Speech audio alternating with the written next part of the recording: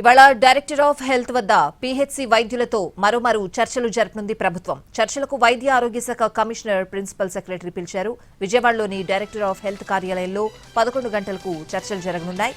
చర్చలు జరుపుతున్నప్పటికీ పీహెచ్సీ వైద్యుల నిరాహార దీక్ష యథాతథంగా ఉంటుందని పేర్కొన్నారు. చర్చలకు పీహెచ్సీ వైద్యుల సంఘం రాష్ట్ర కమిటీ వెళ్లనుంది.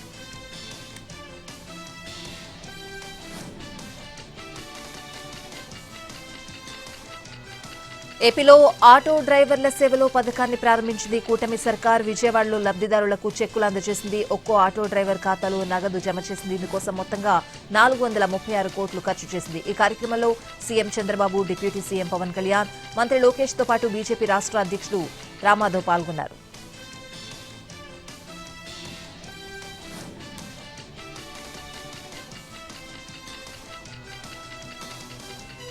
ఏపీలో గత పాలకులు సృష్టించిన విధ్వంసం నుంచి రాష్ట్రాన్ని గట్టెక్కించామని, అలాంటి దుష్టులు మళ్లీ అధికారంలోకి వస్తే ప్రజలకు మిగిలినవి కూడా పీకేస్తారని ముఖ్యమంత్రి చంద్రబాబు వ్యాఖ్యానించారు. అలాంటి వారి పాలన రాష్ట్రానికి వద్దని, ప్రజలే వారిని తిరస్కరించాలని ఆయన పిలుపునిచ్చారు. పేదల సంక్షేమ పథకాల్లోనూ డబ్బులు దోచుకున్న వారు రాజకీయాలకు పనికిరారని, ప్రజలకు చెడు జరగకుండా కాపాడుకోవడమే నిజమైన పండుగ అని చంద్రబాబు అన్నారు. ఈ సందర్భంగా కూటమి ప్రభుత్వం డ్రైవర్లకు అండగా నిలుస్తుందని భరోసా ఇచ్చారు.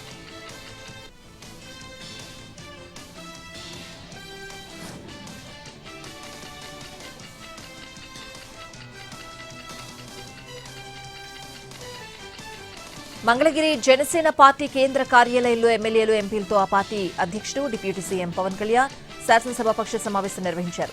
ఈ మీటింగ్లో 3 ఎమ్మెల్యేలు మినహా అందరూ పాల్గొన్నట్లు సమాచారం. పార్టీని మరింత బలోపేతం చేసే దిశగా పార్టీ కార్యక్రమాలు చేపట్టాలని పవన్ కళ్యాణ్ దిశానిర్దేశం చేశారు.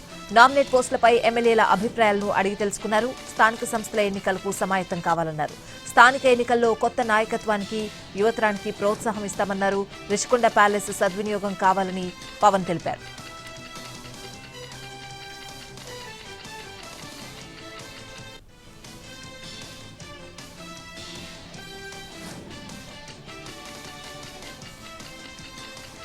తెలంగాణలో 4 ఎమ్మెల్యేల అనర్హత పిటిషన్లపై విచారణ ముగిసింది. నిన్న 2 ఎమ్మెల్యేల ట్రయల్ ఆర్గ్యుమెంట్స్ పూర్తి చేశారు. అయితే కీలక సమాచారం సేకరించామని బీఆర్ఎస్ లీగల్ అడ్వైజర్ తెలిపారు.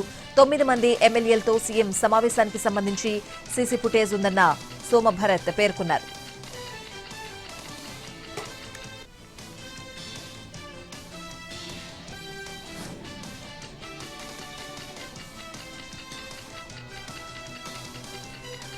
జూబ్లీహిల్స్ అభ్యర్థి ఎంపికపై బీజేపీ కసరత్తు చేపట్టింది. 3తో కమిటీ వేశారు పార్టీ రాష్ట్ర అధ్యక్షుడు రామచంద్రరావు. ఈ కమిటీలో సభ్యులుగా మాజీ ఎమ్మెల్యే ధర్మారావు, మాజీ ఎంపీ రాములు, కె ఆంజనేయులు ఉన్నారు. అభ్యర్థి ఎంపికపై పార్టీ వర్గాల అభిప్రాయం తీసుకోనుంది కమిటీ.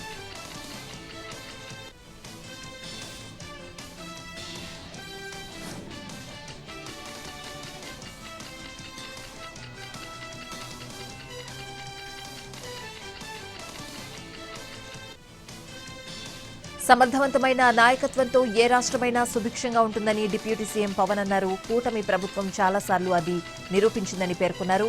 ఆటో డ్రైవర్లకు 15,000 రూపాయలు అందించి వెన్నుదన్నుగా నిలిచామని పేర్కొన్నారు.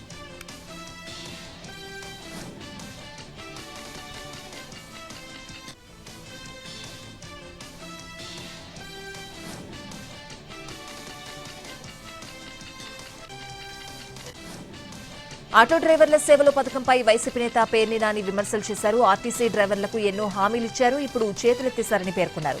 సూపర్ 6 హామీలకు చంద్రబాబు తూట్లు పొడిచారని విమర్శించారు. 15,000 రూపాయలతో ఆటో డ్రైవర్లు ఏం పండుగ చేసుకోవాలని ప్రశ్నించారు.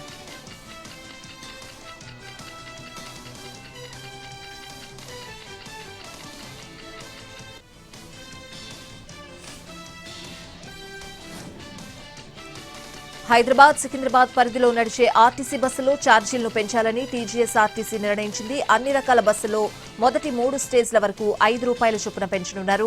4వ స్టేజ్ నుంచి 10 రూపాయల అదనపు ఛార్జీలు వసూలు చేయనున్నారు. సిటీ ఆర్డినరీ, మెట్రో ఎక్స్ప్రెస్, ఈ ఆర్డినరీ, ఈ ఎక్స్ప్రెస్ బస్సులో ఈ నెల 6వ తేదీ నుంచి పెంచిన ఛార్జీలు అమల్లోకి రానున్నాయి. మెట్రో డీలక్స్, ఈ మెట్రో ఏసీ సర్వీసుల్లో మొదటి స్టేజ్కి 5 రూపాయలు, 2 స్టేజ్ తర్వాత అదనంగా 10 రూపాయల ఛార్జ్ వసూలు చేయనున్నారు.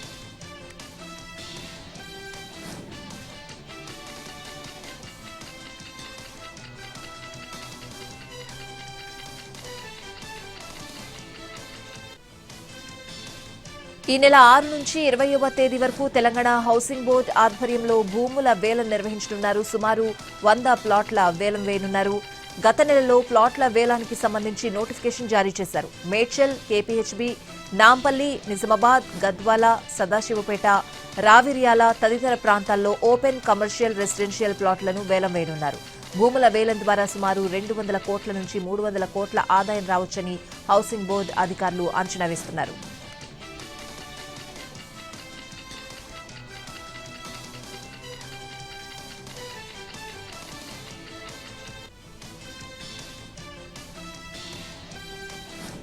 భద్రాద్రి కొత్తగూడెం జిల్లాలో భారీ వర్షం కురిసింది. జూలూరుపాడు మండలం ఎలకలొడ్డిలో భారీ వర్షం కారణంగా పిడుగుపాటుకు వ్యవసాయ పనులకు వెళ్లిన వారికి గాయాలయ్యాయి. రాంపురం తండాకు చెందిన ఒకే కుటుంబానికి చెందిన తల్లి కొడుకులకు తీవ్ర గాయాలయ్యాయి. వెంటనే ఆటో ట్రాలీలో ఆసుపత్రికి తరలిస్తూ ఉండగా గండిరేవు వాగు ఉధృతంగా ప్రవహిస్తూ ఉండడంతో అంబులెన్స్ లో తీసుకువెళ్లేందుకు ప్రయత్నించగా తీవ్ర ఇబ్బందులు పడ్డారు.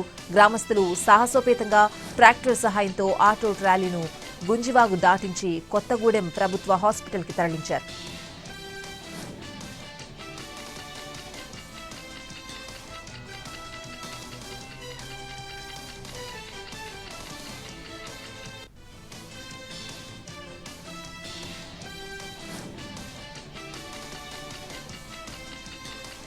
దసరా సెలవులు ముగియడంతో సొంతూర్లకు వెళ్లిన ప్రజలు తిరిగి పట్టణానికి పయనమయ్యారు. దాంతో రోడ్లన్నీ వాహనాలతో నిండిపోయాయి.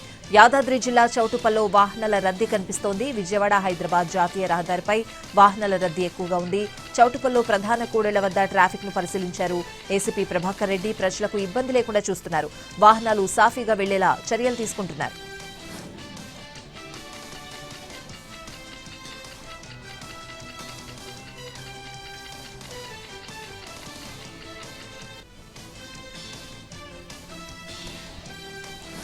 అన్నమయ్య జిల్లాలో సంచలనం రేపిన నకిలీ మద్యం డెన్పై ఎన్టీవీ సంచలన విషయాలు బయటపెట్టింది. నకిలీ మద్యం తయారీలో ఒళ్లు గగురు పొడిచే విషయాలను పోలీసులు వెల్లడించారు.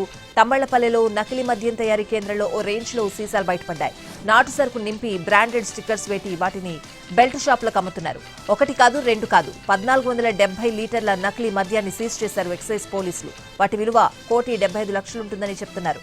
నకిలీ మద్యం తయారీ కేసులో 13 మందిపై కేసు నమోదు చేశారు. 10 మందిని అరెస్ట్ చేశారు. మిగతా వారి కోసం స్పెషల్ టీంలను ఏర్పాటు చేశారు ఎక్సైజ్ పోలీసులు.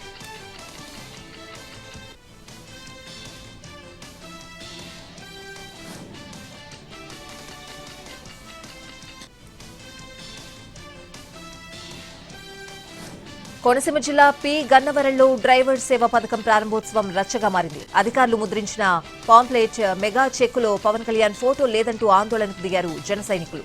ఎమ్మెల్యే గిడ్డి సత్యనారాయణ ముందే టీడీపీ, జనసేన కార్యకర్తలు ఘర్షణకు దిగారు. ఎమ్మెల్యే సర్ది చెప్పే ప్రయత్నం చేసినా వెనక్కి తగ్గలేదు. ఉద్దేశపూర్వకంగానే పవన్ కళ్యాణ్ ఫోటో వేయలేదని ఆరోపించారు జనసేన నాయకులు.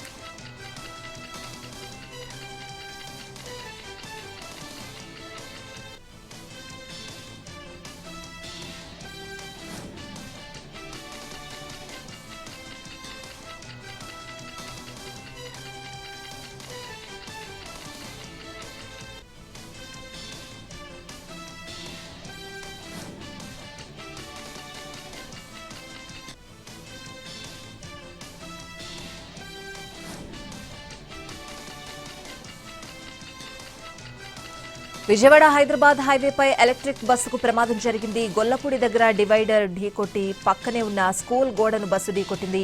ప్రైవేట్ బస్సుగా గుర్తించారు. అయితే బస్సులో ఉన్న ప్రయాణికులు క్షేమంగా బయటపడ్డారు. బస్సు నుంచి పొగలు రావడంతో రంగంలోకి ఫైర్ సిబ్బంది దిగి అదుపు చేశాయి.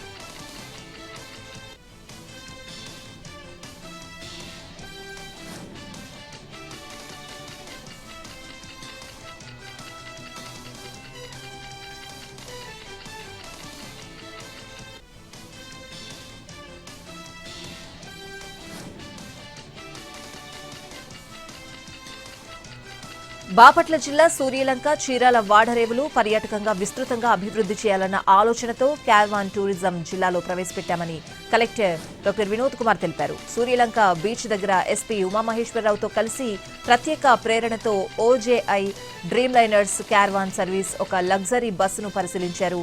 ఈ వినూత్న పర్యాటక ప్రయత్నానికి రాబోయే రోజుల్లో మంచి భవిష్యత్తు ఉంటుందని కలెక్టర్ తెలిపారు. టూరిస్టులకు విభిన్న అనుభవాన్ని అందించాలనే ఉద్దేశంతో సమగ్ర ప్రణాళికలు సిద్ధమవుతోందని చెప్పారు.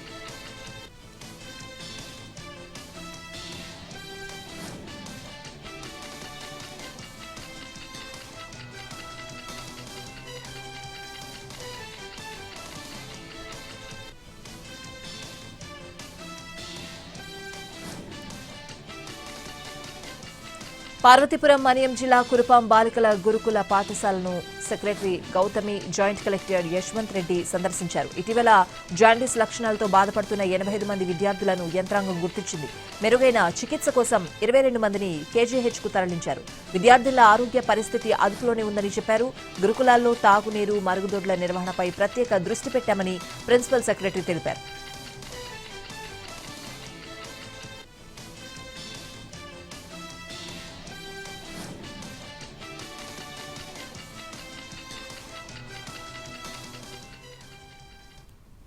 విశాఖపట్నంలో జరిగిన ఓ అన్నదాన కార్యక్రమంలో తీవ్ర అపశృతి చోటు చేసుకుంది. వేడి గంజి మీద పడ్డంతో 16 మంది చిన్నారులతో పాటు పలువురు మహిళలు తీవ్రంగా గాయపడ్డారు. ఈ విషాద ఘటన జాలరిపేటలోని పిల్ల అప్పయమ్మ సంఘం ఆధ్వర్యంలో ఏర్పాటు చేసిన దుర్గాదేవి మండపం వద్ద జరిగింది. దుర్గాదేవి మండపం వద్ద ఏర్పాటు చేసిన అన్నదాన కార్యక్రమానికి పెద్ద సంఖ్యలో చిన్నారులు, మహిళలు హాజరయ్యారు. ఆహారం పంపిణీ చేస్తూ ఉండగా వంట ప్రదేశంలో ఉన్న మరుగుతున్న గంజి పాత్ర ప్రమాదవశాత్తు వారిపై పడింది. దీంతో అక్కడున్న చిన్నారులు, మహిళలు తీవ్రంగా గాయపడ్డారు. ఈ ఘటనతో ఆ ప్రాంతంలో ఒక్కసారిగా తీవ్ర గందరగోళం, ఆర్తనాదాలు మిన్నంటాయి.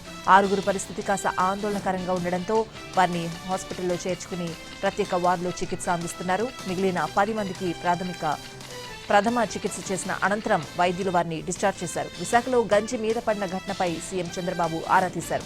చిన్నారులు గాయపడడం పట్ల ముఖ్యమంత్రి చంద్రబాబు ఆవేదన వ్యక్తం చేశారు. ఆయన వెంటనే విశాఖ జిల్లా కలెక్టర్తో ఫోన్లో మాట్లాడి చిన్నారుల ఆరోగ్య పరిస్థితి గురించి వివరాలు అడిగి తెలుసుకున్నారు. బాధితులకు ఎలాంటి లోటు రాకుండా మెరుగైన వైద్య సేవలందించాలని అధికారులను ఆయన ఆదేశించారు.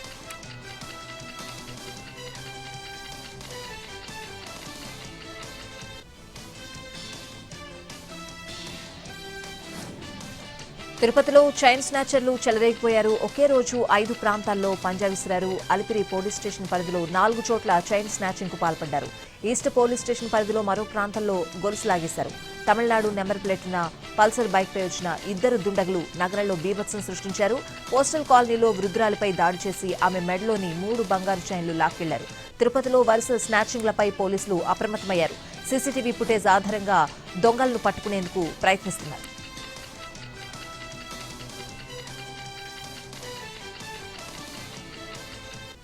అమెరికాలో తెలుగు యువకుడి ప్రాణాలు తీశాడు ఓ నల్ల జాతీయుడు. ఎల్బీనగర్కు చెందిన పోలే చంద్రశేఖర్ బీడీఎస్ పూర్తి చేసి ఉన్నత చదువుల కోసం అమెరికా వెళ్లాడు. మాస్టర్స్ కూడా పూర్తి చేశాడు. డెలాస్లోని గ్యాస్ ఫిల్లింగ్ స్టేషన్లో పార్ట్ టైం జాబ్ చేస్తూ ఉద్యోగ వేటలో ఉన్నాడు. విధుల్లో ఉండగా నల్ల జాతీయుడు కాల్పులు జరిపాడు. దాంతో చంద్రశేఖర్ అక్కడికక్కడే ప్రాణాలు కోల్పోయాడు. ఎంబసీ అధికారులు తల్లిదండ్రులకు సమాచారం అందించారు. కొడుకు చనిపోయాడన్న వార్త విని తల్లిదండ్రులు బోరున విలిపించారు. మృతదేహాన్ని త్వరగా వెనక్కి రప్పించాలని విజ్ఞప్తి చేస్తున్నారు.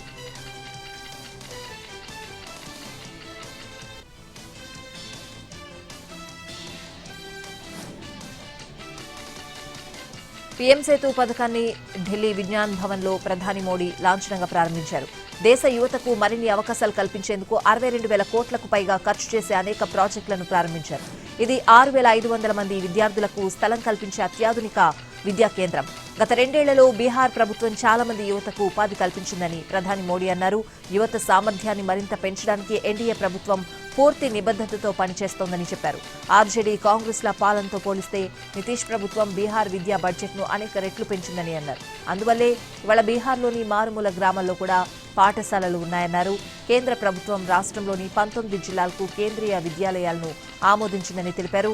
రాష్ట్ర ప్రభుత్వం స్టూడెంట్ క్రెడిట్ కార్డు ద్వారా పిల్లలు ఉన్నత విద్యను అభ్యసించడానికి మద్దతిస్తోందన్నారు. 20 ఏళ్ల క్రితం బీహార్లో విద్యా వ్యవస్థపై జరిగిన విధ్వంసం వల్ల యువత ఇతర రాష్ట్రాలకు తరలిపోవాల్సి వచ్చిందని ప్రధాని అన్నారు.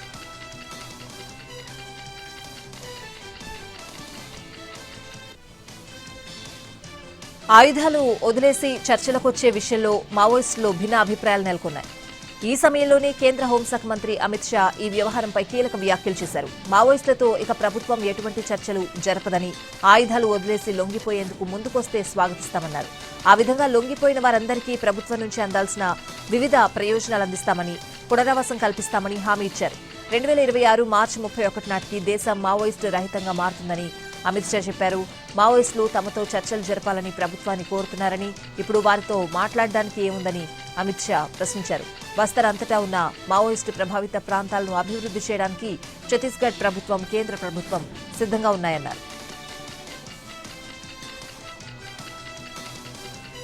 ఫాస్టాగ్ చెల్లింపుల విషయంలో కేంద్రం 2 కొత్త నిబంధనలను ప్రవేశపెట్టింది. ఫాస్టాగ్ లేని వాహనాలు జాతీయ రహదారుల్లోని టోల్ గేట్ల వద్ద ఇప్పటి వరకు సాధారణ రుసుముకు రెండింతలా మొత్తం చెల్లించాల్సి వచ్చేది. ఇప్పుడు ఈ నిబంధనను కేంద్రం సడలించింది. అదే యూపీఐ ద్వారా 1.25 రెట్లు చెల్లిస్తే సరిపోతుంది. ఫాస్టాగ్ ఉన్నవారు 100 చెల్లిస్తే, ఫాస్టాగ్ లేని వారు నగదు రూపంలో 200, యూపీఐ ద్వారా అయితే 125 చెల్లిస్తే సరిపోతుందని ప్రభుత్వం తెలిపింది. అయితే ఫాస్టాగ్ ఖాతాలో డబ్బు ఉన్నప్పటికీ టోల్ గేట్ వద్ద వసూలు వ్యవస్థ వైఫల్యంతో తగిన మొత్తం కట్ కాకపోతే వినియోగదారులు ఉచితంగా వెళ్లిపోవచ్చని చెప్పింది. కొత్త నిబంధనలు నవంబర్ 15 నుంచి అమల్లోకి వస్తాయని స్పష్టం చేసింది. భారత ప్రజల రక్షణ, దేశ సమగ్రత కోసం ఎన్డీఏ ప్రభుత్వం సరిహద్దులు దాటేందుకు కూడా సిద్ధంగా ఉందని రక్షణ శాఖ మంత్రి రాజ్నాథ్ సింగ్ స్పష్టం చేశారు. ఢిల్లీలో జైన్ ఇంటర్నేషనల్ ట్రేడ్ ఆర్గనైజేషన్ నిర్వహించిన కార్యక్రమంలో ఆయన పాకిస్తాన్కు గట్టి హెచ్చరిక జారీ చేశారు. దేశానికి ముప్పు వాటిల్లితే ఎలాంటి నిర్ణయాత్మక చర్యలకైనా వెనుకాడబోమని ఆపరేషన్ సింధూర్తో నిరూపించామని ఆయన అన్నారు. 2016 సర్జికల్ స్ట్రైక్స్, 2019 బాలాకోట్ వైమానిక దాడులను కూడా ఆయన ఈ సందర్భంగా ఉదహరించారు. పెహల్గాంలో ఉగ్రవాదులు పౌరులను వారి మతం ఆధారంగా కాల్చి చంపారని, అయితే భారత్ మాత్రం మతం కోణంలో ఆపరేషన్ సింధూర్ చేపట్టలేదని ఆయన పేర్కొన్నారు. ఇజ్రాయెల్, హమాస్ల మధ్య సుదీర్ఘకాలంగా కొనసాగుతున్న యుద్ధం ముగింపునకు కీలక ముందడుగు పడింది. గాజాలో శాంతి నెలకొల్పేందుకు అమెరికా అధ్యక్షుడు ట్రంప్ ప్రతిపాదించిన 20 సూత్రాల ఫార్ములాను హమాస్ అంగీకరించింది. ఈ తాజా పరిణామాలను భారత్ స్వాగతించింది. గాజాలో శాంతి ప్రయత్నాలకు ట్రంప్ నాయకత్వాన్ని ప్రధాని మోడీ అభినందించారు.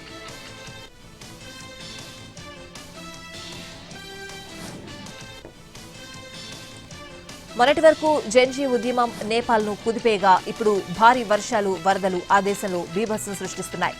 కాఠ్మండు ప్రాంతంలో నదులు ఉప్పొంగి ప్రవహిస్తున్నాయి. దాంతో లోతట్టు ప్రాంతాలను వరద ముంచెత్తింది. రహదారులు, చెరువులు తలపిస్తున్నాయి. నడుములోతు నీళ్లలో స్థానికులు తీవ్ర ఇబ్బందులు పడుతున్నారు. దాంతో వేలాది మందిని అధికారులు సురక్షిత ప్రాంతాలకు తరలిస్తున్నారు. లే ఆఫ్ ప్రక్రియను ప్రారంభించింది టీసీఎస్. 12,000 మందికి తొలగించనున్నట్లు జులైలో ప్రకటించిన ఆ సంస్థ ఇప్పుడు లే ఆఫ్స్ మొదలుపెట్టింది. ఆర్టిఫిషియల్ ఇంటెలిజెన్స్, ఆటోమేషన్ రాకతో ఉద్యోగులను ఇంటికి పంపిస్తోంది. క్లయింట్ అవసరాలు తీర్చలేని, ప్రస్తుత పరిస్థితులకు అనుగుణంగా నైపుణ్యాలను లేని ఉద్యోగులను టీసీఎస్ తొలగిస్తోంది. టీసీఎస్ తన ఉద్యోగుల్లో 2% లేదా 12,000 మందిని వచ్చే సంవత్సరంలో తొలగించాలని నిర్ణయించింది. టెక్నాలజీ మార్పు, ఆటోమేషన్ యుగంలో చురుకైన భవిష్యత్తుకు సిద్ధంగా ఉండడానికి ఈ దశ అవసరమని కంపెనీ నమ్ముతోంది.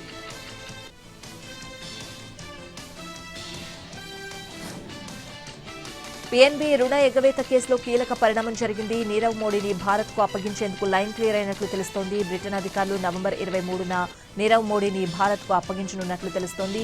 నీరవ్ను ముంబైలోని ఆర్డర్ రోడ్ జైల్లో ఉంచనున్నట్లు సమాచారం. పంజాబ్ నేషనల్ బ్యాంకు నీరవ్ మోడీ దాదాపు 14,000 కోట్ల రుణం ఎగవేసిన వ్యవహారం 2018లో వెలుగులోకి వచ్చింది. ఆ వెంటనే అతను విదేశాలకు పారిపోయాడు. నటుడు రాహుల్ రామకృష్ణ ఎక్స్ అకౌంట్ తిరిగి యాక్టివేట్ చేసుకున్నాడు. ఈ సందర్భంగా ఆయన మరో ఆసక్తికర ట్వీట్ చేశాడు. తనకు పాలన గురించి ఏమీ తెలియదని, తాను ఒక చిన్న నటుడిని మాత్రమేనని పేర్కొన్నాడు. ఇటీవల రాహుల్ రామకృష్ణ కేసీఆర్ తిరిగొచ్చే సమయం ఆసన్నమైందని, ప్రస్తుతం దుర్భర పరిస్థితుల్లో బతుకుతున్నామని పోస్ట్ చేశాడు. ఇచ్చిన హామీలన్నీ విఫలమయ్యాయని, పరోక్షంగా కాంగ్రెస్ ప్రభుత్వాన్ని లక్ష్యంగా చేసుకున్నాడు. ఈ ట్వీట్లపై దుమారం రేగడంతో రాహుల్ ఎక్స్ ఖాతా ఒక్కసారిగా కనిపించకుండా పోయింది. దాంతో ఈ కన్ఫ్యూజన్ కు ఫుల్ స్టాప్ పెడుతూ పోస్ట్ పెట్టాడు రాహుల్ రామకృష్ణ.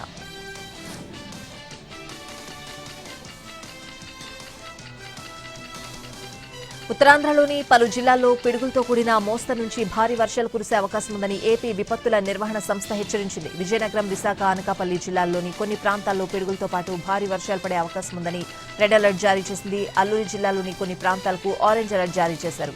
గంటకు 50 నుండి 60 కిలోమీటర్ల వేగంతో ఈదురుగాలులు వీచే అవకాశం ఉందని, ప్రజలు అప్రమత్తంగా ఉండాలని అధికారులు హెచ్చరించారు.